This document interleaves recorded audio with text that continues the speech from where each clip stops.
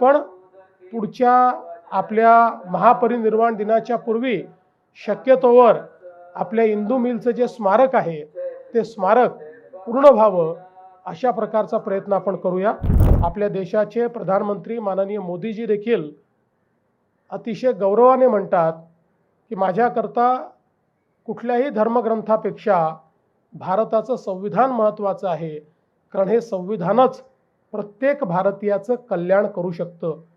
आणि इतके वर्ष विधानमंडळामध्ये काम केल्यानंतर आणि एक संविधानाचा अभ्यासक म्हणून देखील मी या ठिकाणी सांगू शकतो की जगातलं सर्वोत्तम संविधान कुठलं तर ते आपल्या भारताचं संविधान जे भारतरत्न डॉक्टर बाबासाहेब आंबेडकरांनी आपल्याला दिलेलं आहे। कुठलाही सामान्यातल्या सामान्य माणसाचा प्रश्न असो किंवा कितीही कॉम्प्लिकेटेड प्रश्न असो, या प्रत्येक प्रश्नाचं उत्तर या संविधानामध्ये आपल्याला सापडतं। आणि म्हणूनच या महामानवाला अभिवादन करणं आणि त्यांच्याकडनं प्रेरणा घेणं हे आपल्याकरता सगळ्यांकरता अत्यंत महत्त्वाचं आहे।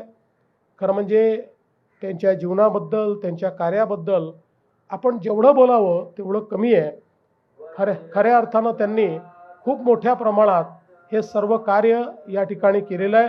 आणि म्हणून आजच्या प्रसंगी मी एवढंच सांगतो की आपण प्रयत्न करूया की आनंदराजजींनी मगाशी सांगितलं की काही अजून आपल्याला व्यवस्था केल्या पाहिजे, त्या व्यवस्था तर आपण करूच, पण पुढच्या आपल्या महापरिनिर्वाण दिनाच्या पूर्वी शक्यतोवर आपल्या इंदू मिलचं जे स्मारक आहे ते स्मारक पूर्ण व्हावं अशा प्रकारचा प्रयत्न आपण करूया।